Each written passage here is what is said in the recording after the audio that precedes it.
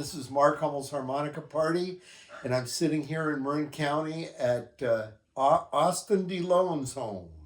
Howdy. And thank you very much for welcoming me into your home. And, nice to get you into my painting. And and I'm under a Commander Cody painting here, a George Frame painting. And we're going to talk about your life and your career. And you were born in Pennsylvania? I was born outside Philadelphia. Okay. You know, the main line, as they called it back then, or right. Sort of white middle-class suburbs. Mm-hmm. My dad was a lawyer, a very successful Philadelphia lawyer, and actually, despite anything W.C. Fields said, a very honorable gentleman. Not typical for Philadelphia lawyers, right. apparently. And then I grew up there, went to school there, went to Harvard for a few years, That's dropped amazing. out. Yeah. Dropped out and moved out to California to play music and rock and roll. Wow, from Harvard to Berkeley. Yeah, I had a friend who died the last couple of years. It was a dear, dear friend of mine for many, many years. And we started writing music together while I was at Harvard. And he came out west. He hitchhiked out west, which was one of the main means of travel back then. Mm-hmm. And he had a song that Linda Ronstadt did. We right. wrote a song. Now, was that something you guys co-wrote? Something we co-wrote. Okay. And that was on the Stone Poneys. It's on the Stone Poneys' second album. It was the first single they put out. Wow. And it went straight to the bottom. It might have gone a little bit like this. Where is it now? But the second single was a song called "Different Trouble," right, which everybody knows. Right. And that went the other direction. And who wrote that? Do you know? Mike Nesmith. Mike Nesmith. That's from right. the Monkees. That's right. Yeah. Yeah. So that was kind of your first foray into show business. And we wrote another song called "Look for Me Yesterday," and Slim, as I ended up calling my buddy Slim Chance is what he called himself for a while. Alan Silverman was his real name, and he said, "I got this band who might do the song we wrote called 'Look for Me Yesterday,'" and I said, "What's the name of the band?" And he said, "It's called the Jefferson Airplane." I said, "Well, that's a stupid fucking name, isn't it?" He said, "Yeah, I'm not sure I'm going to do it. I think Sonny and Cher might do it." So he didn't give it to the Airplane.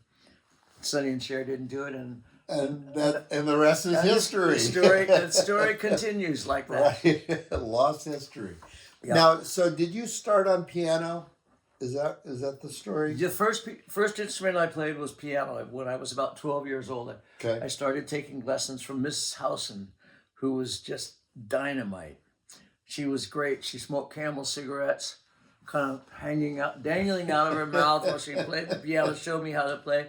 And I had a really good ear. I wasn't that good at reading. Never got that good at reading, but I had a good ear. Mm-hmm. And so she would play me some early. I like the early George Shearing is what I first started. Wow, that's heavy duty, man. He was great. That's heavy duty. Yeah. And she would play it for me, and I'd go home with the sheet music and mostly remember how to play it. That's incredible. So that's serious here right there. Oh yeah, it was great. Yeah, that's serious here. It was great. And then I heard Ray Charles. So they were your two. And it was Good Night, Irene. Yeah, then I heard Ray Charles in that. That's funny. It's two blind jazz pianists. Yeah. Yeah. Absolutely. Interesting.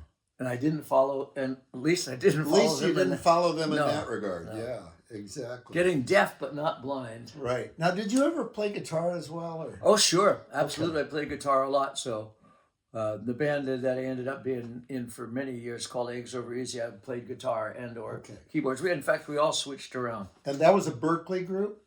I met Jack O'Hara in Berkeley when he was working with a band that later became known as Grudna, which Bill Graham managed to medium success.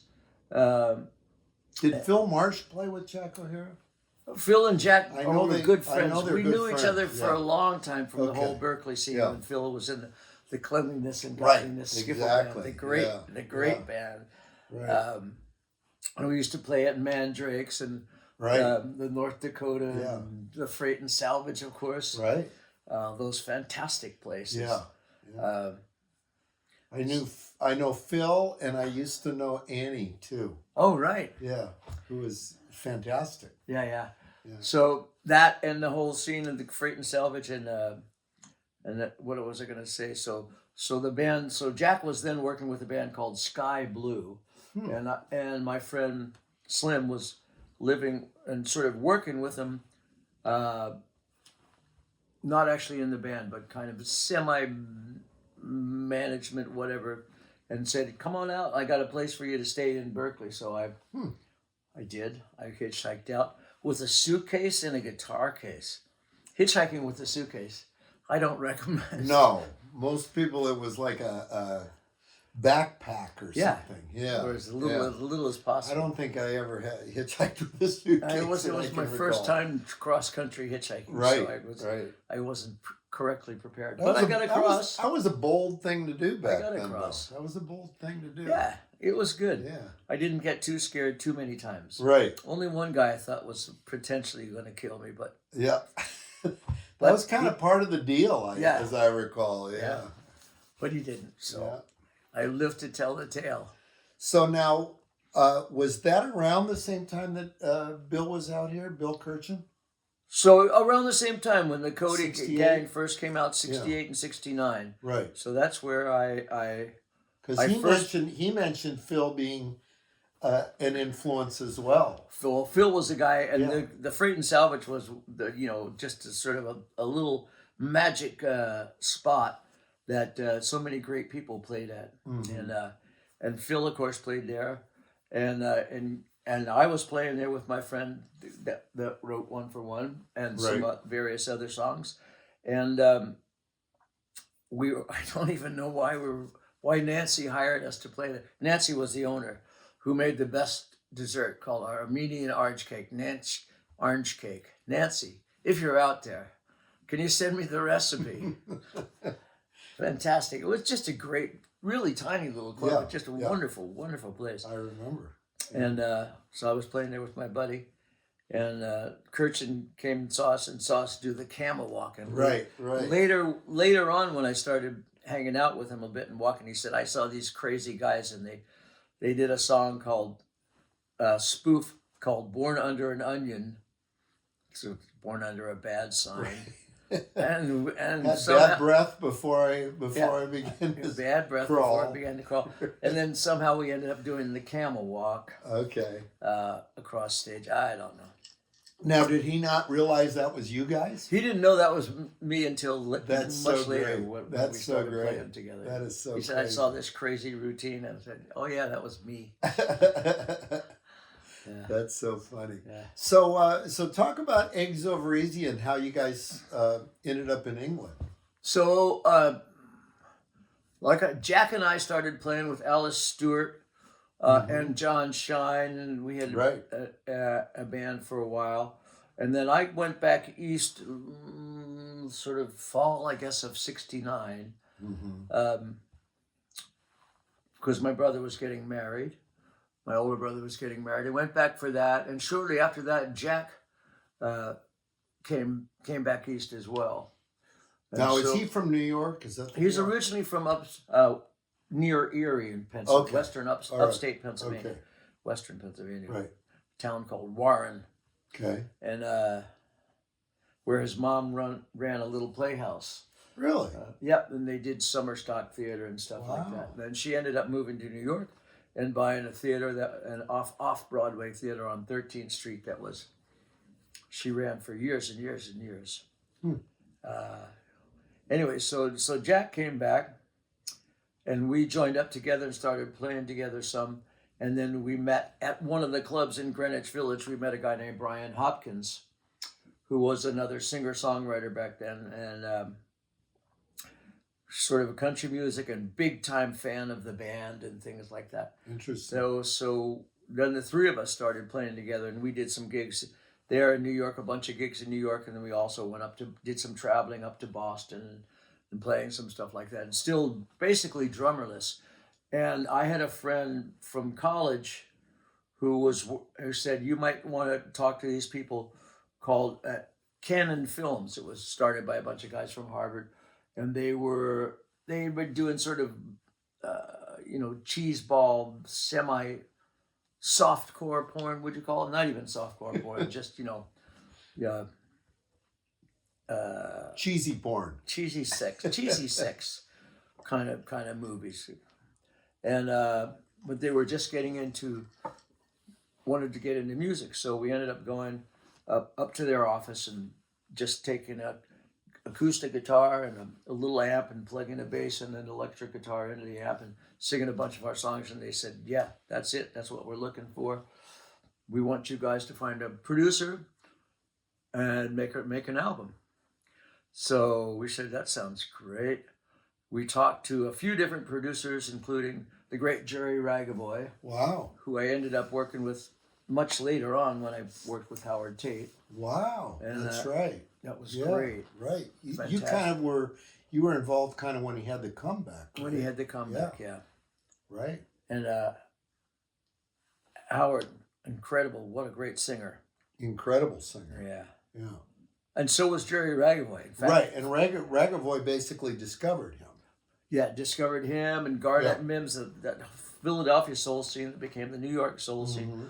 And Jerry, I will give him the credit, wrote a lot of the songs that made those guys and a lot of other people famous. Like Take Janis Another Joplin, Piece of My Heart. Yeah. Janis Joplin had a lot to do with him. Yeah. And the Rolling Stones. Which one is the Rolling Stones song? You have to edit this out now. It was. I can't remember.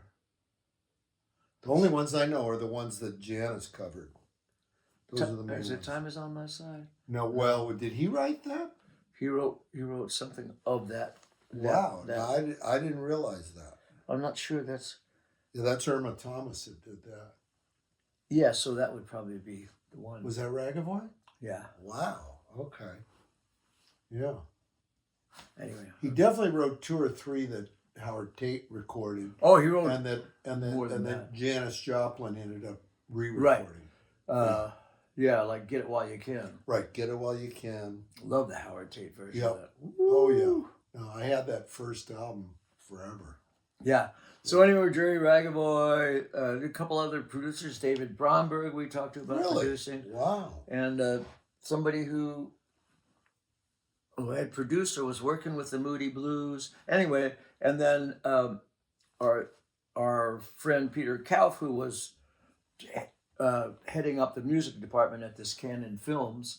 Canon Films had just put out their first successful mainstream Hollywood movie called Joe, which starred... Oh, I remember that. Starred Peter Boyle. So anyway, so they said...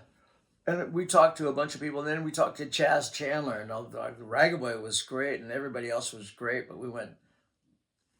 Chaz Chandler, Jimi Hendrix, the Animals bass player, Jimi Hendrix producer. Right. Go to England, make a record. There was no decision needed what to be could go made. wrong? There was no decision needed to be made. Great. Yeah. Well, the next thing we would be super famous, and that would be really cool. Right. So that's what we did. We went over to England, and we were there for about a year. We recorded with Chaz. The first thing we did was record with Chaz. John Steele played on a bunch of our records, who was the Animals drummer. Right. And he was working with Chaz at the time. And he was our drummer for the whole year that we were there. Oh, really? Oh, yeah. Oh, okay. So is he on the whole record? Is that right? He's not on the whole record. There was another drummer named Les Sampson, who I think was suggested to Chaz from a guy named Noel Redding. Oh, really? From, wow. From Hendrix. From the Experience. And Les Sampson, yeah. Anyway... So you guys ended up doing this, you guys, I mean, you just told me this and I knew that you guys were kind of the creators of pub rock, but a lot of people probably don't realize that pub rock is what basically was spawned by you guys and brought in people like The Clash and Nick Lowe, Elvis Costello. So pub rock, so reason it's called pub rock is because we're playing in pubs. Right. So we finished the album up in January and found a place to live in Kentish Town. And Jack O'Hara, who was there were mainly three of us, and with various different drummers. Luckily, we had John for a long time, and Jack wandered into this pub called the Tally Ho, which was a heavyweight jazz pub 6 nights a week, and they had one night off. So we ended up playing there on Mondays and played there for the whole year, and ended up playing there four times a week. Wow. And some other bands followed us in, including Brinsley Schwartz with Nick Lowe and in the So band. was the band called Brinsley Schwartz? Yes, the band was And called that was Brinsley Nick Schwartz. Lowe's original band. And Nick was the Okay. bass player Right. and one of the main songwriters and singers in that band. Yeah. Anyway, And did you band guys named make Bees Make Honey, Ducks Deluxe, Okay. things sort of followed us into the Tally Ho. Was Jake Riviera part of that thing, or Jake Riviera was later? later part of that Okay. thing. So he would have, and Elvis Costello knew about us. Uh-huh. And I don't know. I think he might have come to the club once or twice, but he and later started off and played with the great band from Marin County named Clover, Right. who were big fans of ours. Because Now, did they come over after you guys? Clover, Clover? yeah, long after us. They Really? Okay. They went over actually after later on when I joined the Moonlighters with Kirchen. That's what it was. It went from being the Moonlighters had originally been a 8 or 9 piece swing band, Western swing band, and they were moonlighting From Cody. from Commander Cody band. Right. So, but then it ended up becoming a 4-piece band, a more rock and roll and stuff like that, and we ended up sending a demo to Nick Lowe and other people, and Nick said, "Come on over, let's make a record." And had you'd already known Nick at this point? Well, oh yeah, we met Nick in the Egg, so 10 years earlier. Right. Oh, it's 10 years. Yeah. Okay. So like. All right. Yeah. Wow. Okay. So that was in 70, 71. 70, 71. So we started playing at this pub called the Tally Ho. Right. And the crowds just started coming in. And it was just great. We'd play on a Sunday. We started playing on Mondays. We ended up playing on Mondays and Thursdays. And I think we'd do 2 sessions on Sunday. We'd play in the morning. Mm-hmm. Everybody would come after church or during church or whatever, have a cocktail and have a good time. Then the pub would close down. They had pub hours, of course. And we'd either hang around in the pub and drink on until the pub opened again and play another set. Another, 3 or 4 sets, I should say. Another gig. But basically, so you guys kind of spawned this type of So then after about a year, we ended up coming back to the States. Mhm. That's where, and to go into New York, and that's where we met Link Ray. Ended up going to doing the album for A&M back then. Because although we got a lot of press while we were in England, we were having trouble getting a record company interested. So our manager suggested we go back to New York, which we did. But shortly after that, the Brinsleys came in, filled our spot at the Tally Ho, as did some of the other bands, and that was sort of the bursting out of pub rock. Right. So yeah, we apparently invented or created, or were the progenitors, call it what you will, of pub rock. And you said Paul Carrick was another one that was Paul Carrick kind of was another one whose pub rock band was called Ace, and they had a hit called "How Long." How long? Yeah, has this been that was a huge hit. on? Yeah, huge hit. Yeah. Yeah.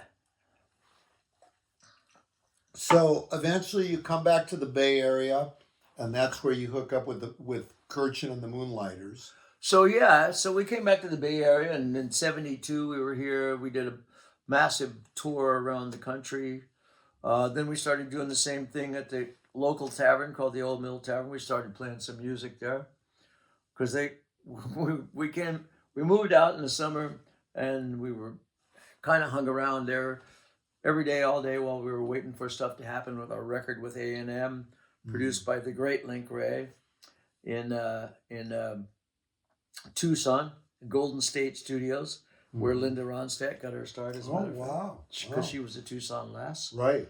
And then we started playing at the Old Mill, and other bands started playing there. We went out on a tour. The old mill is in Marin? The old mill's in Mill Valley. Oh, in Mill Valley. Yeah. Okay. Right in Mill Valley. So this is before Sweetwater. This is before the Sweetwater. At that time, Yeah. the Sweetwater, which was just up the street from the old mill, was known as the Office. Okay. Little dark, little half moon windows, Right. dark velvet inside. Right. I'll be late at the office, dear, kind of thing. So, I've got to study at the library. yeah. So, and we ended up doing that, and then going out on tour for a long time, and then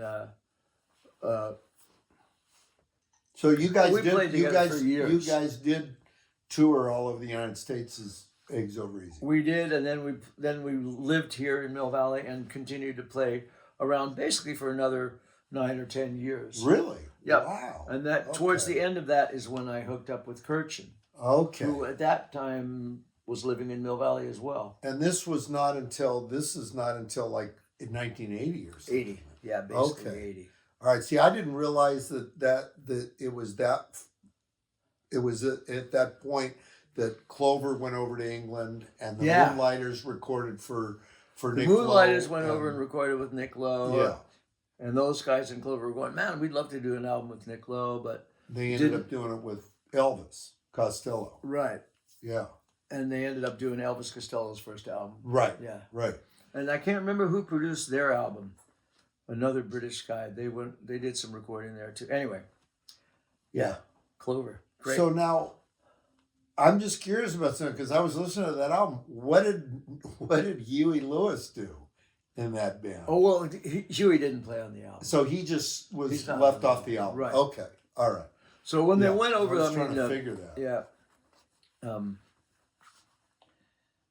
When Clover left for England, Huey was just starting to become the main guy. Alex Call was kind of the main songwriter and stuff like that before. So All right. two kind of different bands, and Huey, Yeah. Okay. Huey brought in a more sort of more R&B-ish and pop. Right. And of course, the great players were in the band. Boy, they Great- sure were John great McPhee players. still I gotta playing say, yeah. the Doobies and Dill's just great. Really John great. Chambodi, Yeah. fantastic, Yeah. lovely, and a great guy. Yeah. I mean, those guys really seemed like studio guys almost. On Yeah. that record in particular. Oh yeah, Yeah. and that was and Nick, of course, produced that record. Mm-hmm.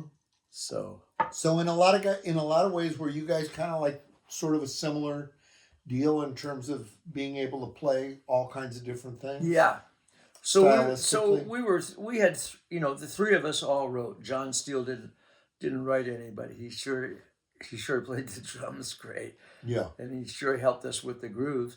But so we all three wrote, and we all three had slightly different backgrounds. Brien, like I say, was a little bit more into country, mad for the band. We were all pretty mad for the band. Yeah. Yeah. And I was more into R&B-ish stuff, Mm-hmm. sort of the Ray Charles, and then later on Stax Fold stuff. Right. And Jack O'Hara was more into sort of folk singer, songwriter. He had played with David Blue for a long time, and when he was in New York, played with a bunch of different people. And you did say he was part of Cleanliness, Godliness band? No, he wasn't part He of wasn't in Cleanliness, that, but but he they was were he was a friends. really good Yeah. friend of They were, with Phil him Marsh. and Phil were real With the good great- friends. I knew that. The Yeah. great Phil Marsh. Okay. Well, and Phil actually just played here yesterday. Did he? Yes, he played in Berkeley yesterday. Oh, I forgot that he Yeah. was going to do that. The art center or whatever it's called, Art Gallery Center. I wish I'd have known him. Yeah. I think Joe even came out for that. Oh, Country great. Joe, Ah, yeah, Phil didn't yeah. tell me. Oh, he probably did tell me, but too long ago. Yeah. I forgot. So when did that finally fold, that band?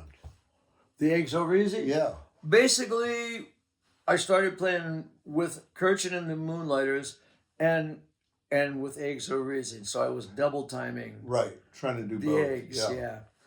And we ended up going to England and doing that was pretty much the end of the Eggs. Yeah. Okay. And so We had a good run. We had a great run. well, it sounds like it. Yeah. It sounds like you guys did. Sounds like you made a we lot played of... around the Bay Area for a lot of people, a lot of different stuff, and always doing all original songs. Right.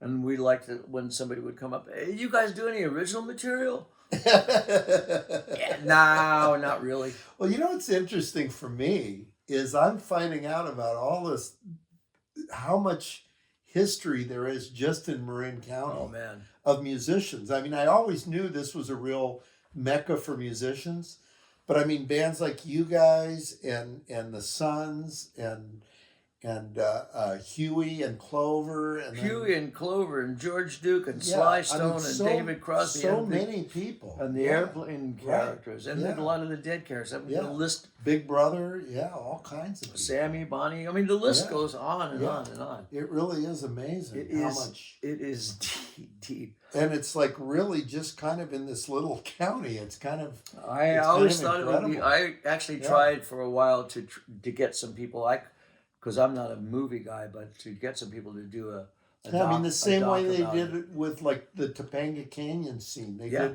They did that one on Topanga Canyon, and it's you'd think that something about Marin would be equally interesting. Well, somebody will probably eventually do it. Eventually. Yeah. Yeah. Yeah. So Anyway. okay, so with the Moonlighters, did you guys have an album on what label was the Nick Lowe album on? The album that Nick produced was on. Let's see. It wasn't. That's a good question for me because I can't remember if it was. It was not Stiff Records, although we worked with Jake Riviera, who Right. was Nick's manager. Nick and Elvis and Mm-hmm. Paul Carrick as well. Started Stiff Records, but he had then left that record company. So I think we were on Demon. Oh, It okay. was called Yeah, Demon. yeah, I know At that that label. time, Elvis Yeah. and Nick were on. The main branch was called F Beat. Right. The F stands for, well, you can guess.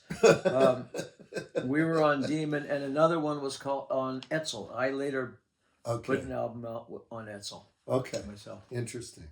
All right. So, did you guys tour England quite a bit at that point? The Moonlighters, no. You We did? did not do a lot of Okay. touring. We came back over to the States and did tons of touring over Yeah, here. because I know you guys toured a whole lot over Yeah. here. Yeah.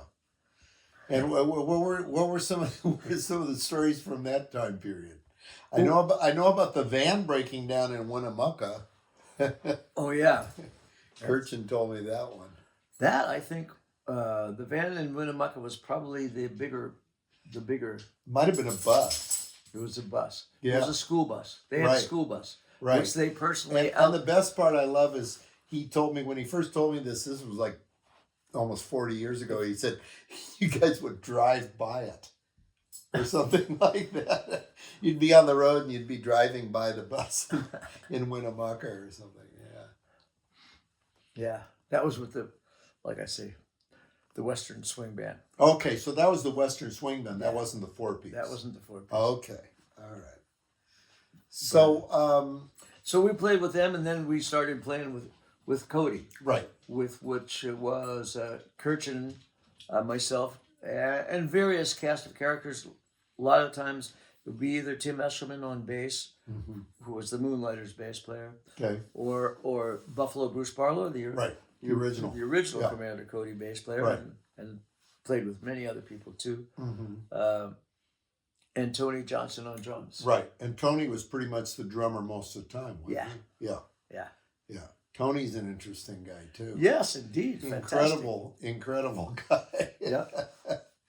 Really incredible. Yeah. And so we did that for a while, and then it ended up that playing with Cody. I was playing with Cody in England. Nick Lowe came by and stuff like that. And shortly after that, I got a call from Jake Riviera saying, hey, Elvis is going to do a tour of the South and Japan and Australia. And Ben Montench from Tom Petty's band was supposed to be the keyboard player, but for various reasons, he couldn't, at the last minute, he couldn't go. So Jake said, can you go? Can you leave in 2 weeks? I said, yeah. Wow. How long was Sure. the tour? So the tour was probably on and off for 6 weeks, 4 to 6 weeks. Right. A couple weeks down south. Yeah. Then in Japan for a while, and then in Australia for a while. Wow. It's That's great. That's a big tour. It was fantastic. So was he really riding pretty? He was riding pretty high by then. Oh yeah, Yeah. he was definitely great. Yeah. And so that was really good. Interesting thing in Osaka, Japan, we played the concert. We played early concerts, and then frequently the promoters would take us out to this unbelievably fantastic dinner. The whole crew and everybody. Elvis, all those guys were just great. Really even-handed. The crew stayed in the same hotels. You know, I mean, they had to travel differently, obviously, if they were taking equipment and all that stuff. But they were always just fantastic. Treated everybody really, really well. The promoters would take us out. I remember actually eating blowfish on that tour. It's like, well, and that was kind of a daring thing. Well, no, it's not. You don't eat around it. The chef hopefully cuts around it. Oh, okay. Yeah. Don't eat the liver. No, that's right. Don't even. Anyway, nobody died. And did you tour much with Nick Lowe? I did. I didn't do that much touring with Nick Lowe. We did a tour just as a duo. Oh, a little short West Coast run up and down, which was great fun. And played here at Slim's and.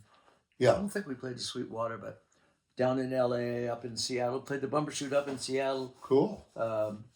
Great festival. It was great. Yeah. And I would just play. I played either guitar with him, or I had a really small, little Roland, I don't even remember what the model was, synthesizer that I would put on my lap. Really? And so Nick introduced me as the world's only lap synth player. And you didn't use a slide on that, I must say. No, I didn't use a slide, but sometimes it slid off my. Now, what did Nick play bass or guitar? No, Nick played guitar. Played guitar. Played guitar on that particular thing. Okay. So you weren't in the Impossible Birds. That was Kirchen. Right, was and Geraint Watkins, I think. Geraint Watkins, yeah. Right. Is that how you say his name? Geraint? That's how I say it. Geraint? Geraint. Okay. He was great. He is great. He is fantastic. I agree. So you've done quite a bit of recording as well. I mean, you've recorded with. You know what blew my mind is I saw that you recorded with James Montgomery on his first album. So James Montgomery, I didn't actually record. Jack and I wrote the song. Oh, that's what it was. I'm Funky But I'm Clean. That's what it was. Peter Bell sang. Now, so that became a pretty popular song. And so, did you guys sell that to James's band, or what happened? Somebody pitched it to him. No, we knew one time when we were up in Cambridge playing, we met this guy Peter Bell who was. Rhythm guitar and singer. Oh, okay. All right. And I think he used to be the main guy that sang it. Okay, I didn't realize that. I know James, but I didn't know his. Yeah. I mean, I didn't know him back then. I know him way, way later. Yeah. But, interesting. So that's how that song got there. Yeah. So now with songwriting, I'm just curious. Like with your songwriting, would you say? I mean, have you generally co-written with people when you write? Or half and half. Half and half. A lot of songs I wrote just by myself, and a lot of songs I wrote with some help from one person or another. I'm not the best at just sitting down and saying, "Okay, we're going to write a song now," right? A la Nashville style or something like that. Yeah. Not so good at that, but I have ideas, and then string them along and ask somebody for another verse. Do they tend to germinate for a while when you're working on? That's kind of how I am too with songwriting. Yeah. I got one germinating right now. Do you? Yeah. Good. Okay. I can't tell you the title because it's too good. I'll tell you after. We'll record it down because you'll be interested. All right. And then eventually you got to know Bonnie Raitt. Now, how did you meet her? More or less. I mean, I think when I was touring with sorry, I gotta watch the time. Sure, but no problem. I first time met her when I was touring. I think one of the times with Paul Carrick, and we were in New York playing at the Ritz, which is a great place to play. And Sarah Brown was the bass player. Oh, I know Sarah from Austin, Texas. The great Sarah Brown. Yeah. And she was pretty good friends with Bonnie, so Bonnie came to the show. Okay. And I think that's where I first met Bonnie. And then Bonnie, of course, lived not far from here, and she used to come to the Sweetwater, and a lot of the shows Right. that I would do with John Goddard at the Sweetwater. And Right. Bonnie Okay. would come and see him, and so that's where I knew her. Then she was looking for somebody to be sort of music director when she did a show up at the Bumbershoot Festival. Oh, that yeah. was like an R&B review, and I'd been working Okay. with Howard at the time. Right. Um, Was that in the and so- early 90s? no, 2000. Oh, it was 2000 something. 2000. Okay. Did you play the Blues Festival with him? with San Howard? Francisco? Yeah. Yeah. Okay. Right. Yeah, pretty much as soon. Howard did a couple things back east, and then once he came out here and we did the stuff, and Jerry came out and we did the show for John Goddard. I was pretty much his music director from that time for. So I'm for just quite a curious, while. how did Howard Tate kind of disappear and then come back? I heard he had a straight job or something. Howard, well, it's a really kind of sad and devastating story. It's a couple things devastating about Howard. He was a great singer. He was doing great, but he didn't feel like he was quite getting his right things, and he kind of stepped back from the music business for a while. Mm-hmm. And he had a daughter who was, I think it was Down syndrome. I can't be sure, but for disabled young woman.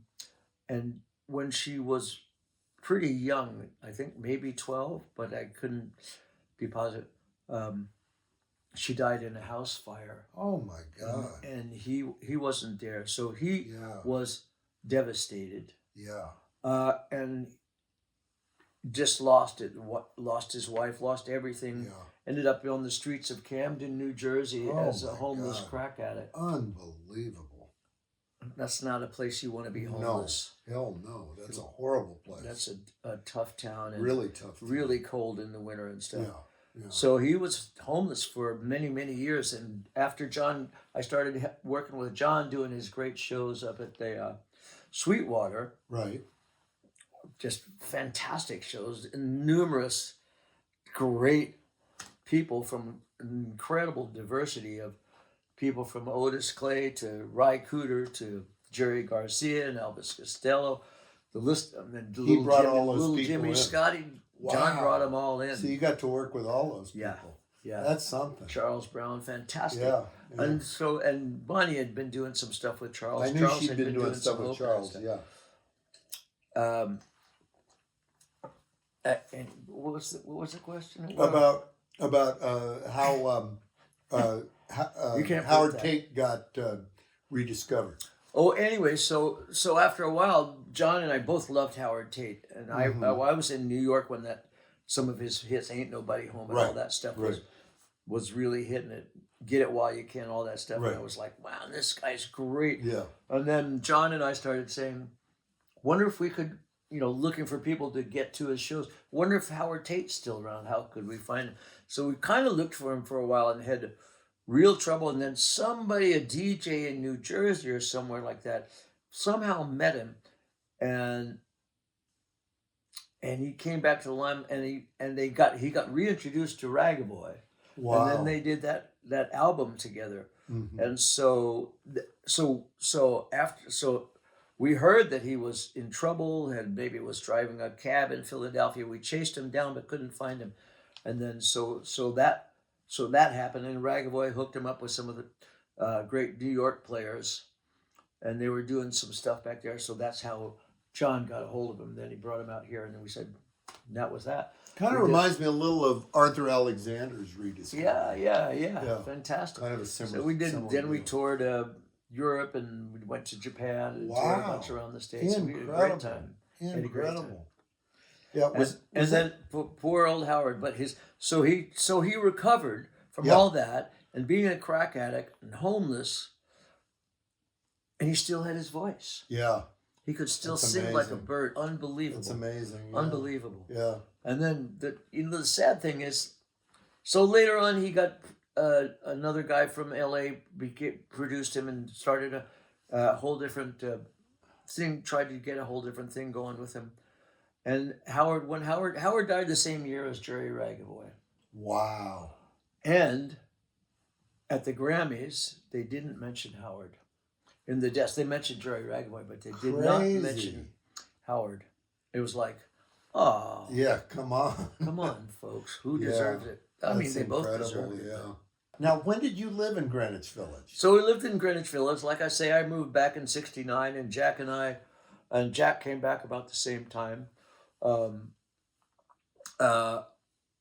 And we crashed at a certain place. Jack ended up moving down to Avenue C and 7th. At that time, it was a very, very rough neighborhood. It was before Trump started buying it up and chasing everybody out. So was it kind of almost like the Bowery, sort of?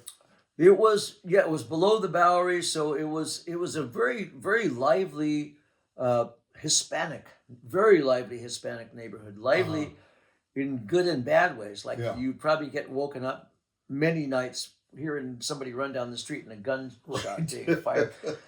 Very lively that way, lively in every other way. It's a great place in many ways. A little bit, could be a little bit scary.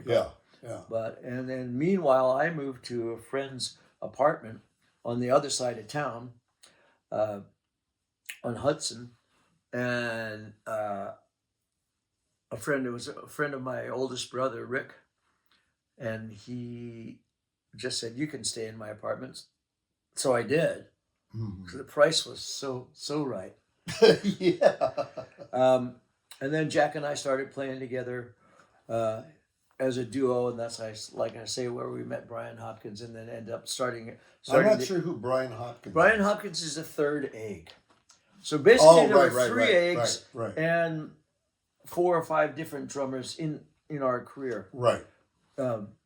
John Steele being one. Mm-hmm. Les Sampson was just on the record. Right. We came back and played for a fair amount of time with a guy named Bill France from New York, and recorded with him when we went to Tucson with Link. And then we came out here. We ended up playing with who did we play with first? I guess we pretty quickly ended up playing with Greg Dewey, otherwise known as Duke Degrees, who was Country Joe's drummer at Woodstock. Oh, okay. And had a band called Mad River. Right. And also ended up starting the Christmas Jug Band. Now, did you create that, or did he create it? No, Duke, and I would say Duke and Tim and Duke's brother Nacho were the guys who really created it. And the way they created it was they had a house on Blythedale in Mill Valley, not too far from where Dan Hicks lived. Okay. Dan comes into the story shortly. Right. And they started doing a Monday night. They would just get a Wild Turkey Jug Band, they called it. Or I don't know if they called it that in the beginning, but they would get a bottle of Wild Turkey and jam. And get together and jam.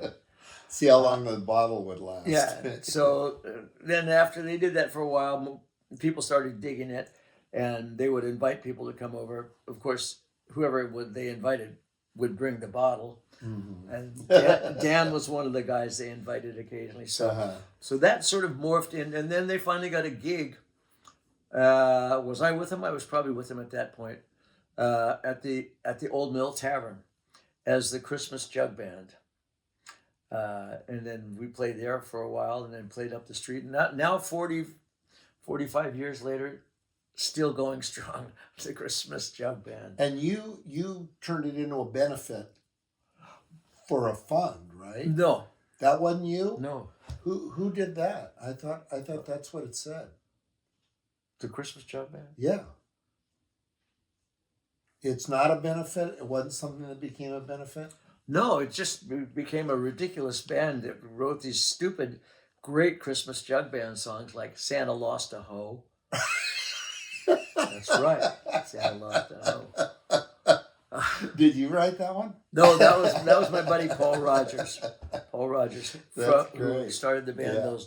Who was with the band those darn. I got a couple of those albums. I think Country Joe gave me a couple of those. Right? Yeah, Country played a couple. Because he's on at least one or two. Yeah. Yeah. Yeah. Norton was part of it. Norton did it for a while. Dan Hicks Right. did it Dan a Hicks, bunch. Yeah. And Dan Hicks was our drummer, and he was a crazy drummer. But he Dan was Hicks was? yeah, Yeah. he was a wild and woolly drummer. And that's Right. how I ended up working with Dan and the Charlatans. Oh, okay. So we I did. didn't We did. realize I you worked with them for a them. little, Okay. for a short while, Wow. and I was in the piano player's chair, which is kind of like the chair in Spinal Tap. Right, because You know, he kept going- exploding. Yeah.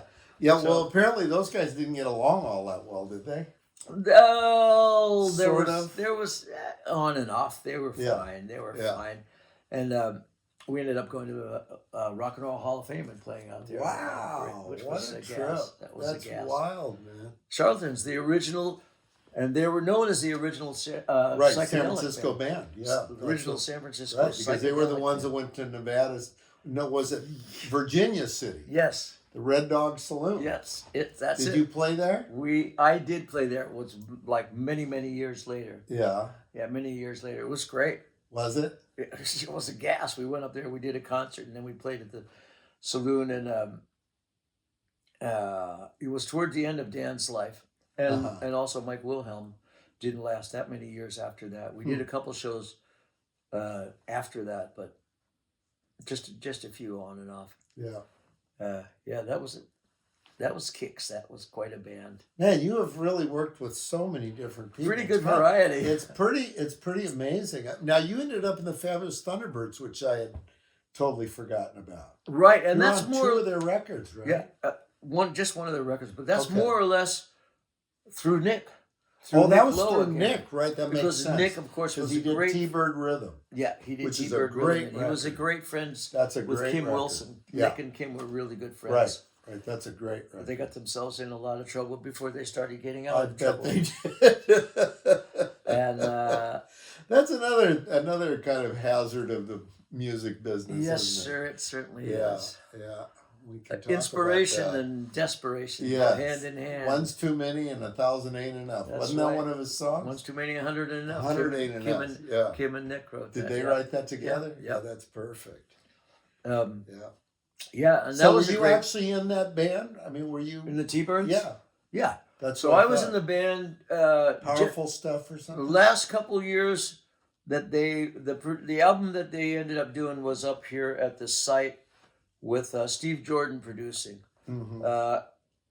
And so the last couple of years that Jimmy was in the band, I was Right. And the same time that Little Doyle Bramhall 2 Was he was in the band? Yes, he was in God, the I band forgot pretty he much was the in same time the I T-Birds. was. Wow. So I was in it for two or 3 years, something Now, like did that. you know him from Sonoma?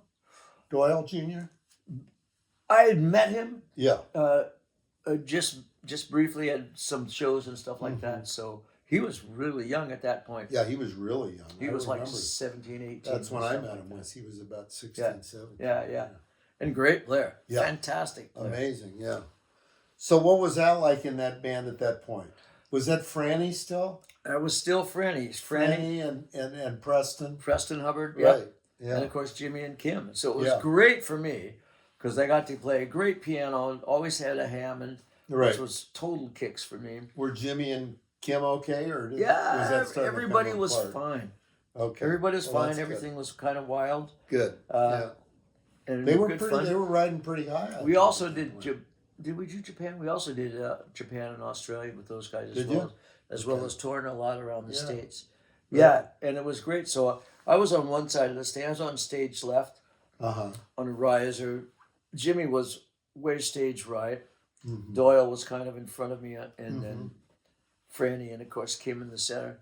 So I just said, "Turn Jimmy up." Just turn Jimmy up. So I had Jimmy Vaughn playing me That's all pretty night friggin' long. awesome, man. It was. Yeah, it was great. So awesome. It was yeah. great. I forgot that Doyle was in the band. Yeah, he was in the band Yeah. pretty much the same time. I think he Really? and I don't joined at remember the same that at time. all. Yeah. And then after that, when he and Jimmy left at about the same time, and then Duke Robillard Yeah. and Kate. Now, were you in that band? I was in that band Okay. for a short while. And Yeah, that's the 'cause band I that saw- ended up I that saw- doing the recording with up here at the site. I saw that band. Yeah. Yeah, with Kid Bangham and Kid and Bangham. Duke. Yeah, Yeah. Yeah, I remember seeing that. So I don't know if you were there or not. I can't remember. In Preston. And So I Preston, played yeah. with that band for a while. I don't remember if would you at Slim's. At Slim's. I think I probably played that You show. probably But were. they may have done a show after that You too. probably were. So I mean, I left you've- in early '92 when my daughter was born. You've been kind of a fixture around here for so long. I I mean, you really have. I remember you were at Slim's all the time. I was at Slim's for a long time Yeah. with the great guitar player, Who was Bill that? Campbell. Bill, yeah, right. Unbelievably great guitar Great player. guitar player. Yeah, I remember the first time I saw him.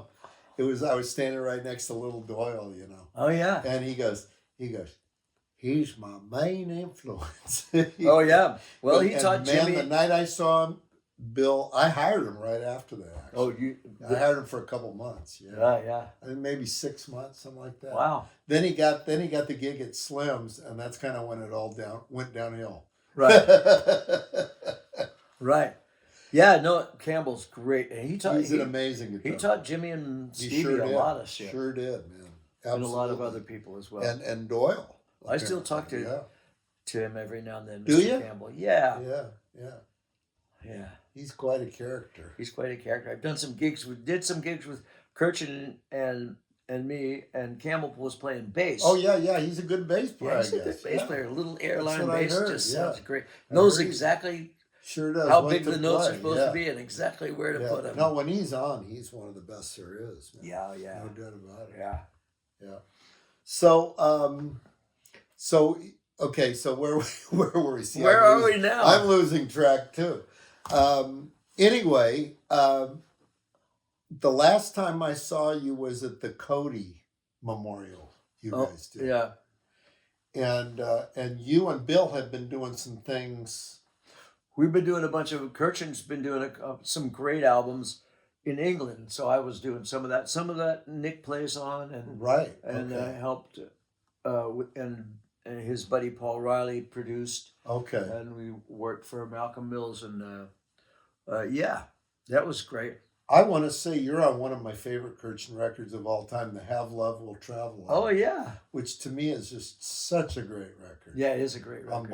Blacktop. Yeah. Yeah. That's just a No, it really killer is. album. It's an unsung. I used to but listen I to like that the album records. all the time. Yeah, I like the records. Which is the one I guess Hammer of the Honky Tonk Gods might be the one that's. Was that also Blacktop or was that? No, that's later, much later. In Okay. England. Blacktop Right. was the. That when, was like when he went solo. 90s. I think that that was early his 90s, I think. first label, Blacktop, and then he did the label High Tone. Oh, I forgot about Yeah, that. yeah. And then I know he said he did the one with what was the one that came out on Cracker Barrel Records or Oh, something. God. Yeah. I forget. Yeah. So, how many world tours would you say you've done? How many world tours? Not really that many. Oh,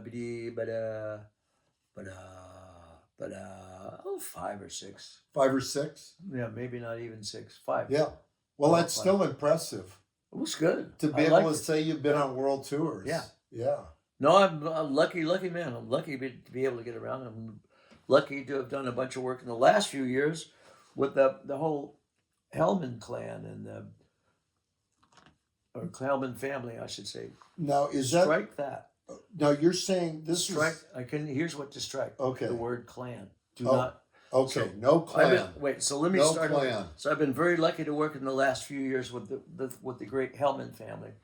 Warren Hellman, of course, is the guy who started Hardly Strictly Hardly Bluegrass. Strictly, yeah. And Mick is his son, and I work with Mick and his 3 sisters, fantastic, Tricia, Judith, and Frances, and also with another band that Mick now called the Reckless Strangers, which was for a while was with Mick's daughters, and So are you pretty much on Hardly Strictly every year? so I'm on Hardly Strictly every year, and I work with those guys around. I sort of got hired as I don't know if the job was ever had a job description, kind of like music director. Oh, that's Some kind wonderful. of co-music director with. Well, John damn, I Cooper. want to talk to you. Oh yeah, no, I don't hire anybody. Ah! I'm not on the hiring end. That's all. It's a really Darn a it. separate thing, and they're not really on the hiring end. The family is You're right. They're part of the. That's the guy Board. from the guy at Chris. Sweetwater. Yeah, Chris Porter. Right. Who used to do Bumbershoot. Right. Oh, okay. I didn't realize he did that. He's done a lot of stuff, Yeah, Chris. yeah. He's great. I know he's big time. So fantastic family, the Hellmans, just fantastic family, and carried a lot of us through the pandemic when work was very hard to find. Mm-hmm. Very generous and kind, beautiful family. That's wonderful. Yeah. So what do you got? What do you got coming up? Oh, I don't know. I mean, are you doing a lot of recording these days? I've been doing some recording. We just finished doing some stuff with Mick Hellman and with the Reckless Strangers. So that's an album that'll be out soon. We're working on some stuff with Kirchen, which is in a solo Kirchen album, which is in semi-stall. Just produced last year an album with Bill and 4 other of the original Lost Planet Airmen. Okay. Lost Planet Airmen Back from the Ozone, and it's a ripper. Wow. It's and a this great. is with John Tichy and It's with the great John Tichy, Right. Professor. I mean, Lord High John, Professor John Tichy, also known as Dr. John Tichy. Yes. He's both. Buffalo Bruce Barlow on the bass, Andy Stein on Andy fiddle and Stein on fiddle. sax, Yep. Bobby Black. Wow, Bobby on Black's steel. on it. Okay. Bobby Black plays on some, and also the lovely great player Pete Siegel plays. Right, This- right. and- Who was and- with you last time, I think. Yeah, and Yes. the masterful Paul Ravelli. Paul on drums. Ravelli. I know Paul real well, yeah. So it's a cracking good record, if I Good. do say so myself. Yeah. And do you guys have a label? It's on the Last record label out. It's called Last Records, Okay. out of England. It's Right. Same label that will be doing Kirchen's next thing. That's Okay. Malcolm Mills, and Cool. he had a label called Proper Records, and it's now. I've heard of that. Yeah. But now it's called Last Records, Yeah. and it's great. So Well, that's awesome. it's a really cool CD. Now, did Six old classics and And not some new not ones. not the giant hits, but Right. these old sort of Cody classics and 6 brand new songs. Well, that's awesome. Did you have a lot to do with writing on that? The writing, no, I wrote one song on it, and I co-wrote some with Kirchen. Okay. Tichy wrote a couple. Right. Buffalo Bruce Barlow wrote one, a lovely cowboy song, and and I produced it. I was talking to Bill about how many really super sharp people were in the Cody band. Oh, jeez. Between you going to Harvard and Tichy being a professor and George Frame being a professor. I know Tishy's like a rock star rocket scientist. Right. Right. Incredible. I mean, it's so incredible that all these brainiacs ended up in that band. Yeah, and Kirchen was smart enough to drop out of college really early. Was so he? Yeah, he's way ahead of yeah. me. Yeah, He's way ahead. yeah. He's a smart guy too. I know. I mean, He's a all very of you smart guys. guy, It's yeah. just kind of incredible. Yeah. Yeah. Well, thank you so Oh, much, man. It's It's really been a been great. ball, Been Audie. I great. really appreciate it.